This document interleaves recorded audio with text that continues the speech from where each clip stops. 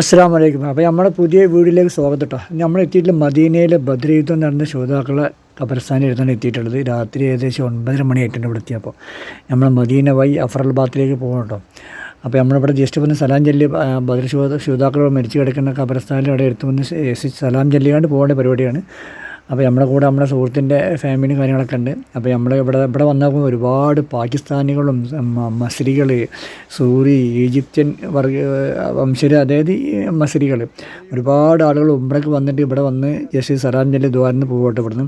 അപ്പോൾ നമ്മളിവിടെ വന്ന് ജസ്റ്റ് ഒന്ന് സലാം ചൊല്ലി ദ്വാരന്ന് നമ്മൾ തിരിച്ച് പോകണം, മദീനയിലേക്ക് പോകണം. മദീന മുനവ്വറിൻ്റെ അടുത്തിലോ അവിടുന്ന് അതിൻ്റെ അടുത്തിലൂടെ നമ്മളിനി തിരിച്ച് പോകാൻ കേട്ടോ അഫറൽ ബാത്തിലേക്ക്.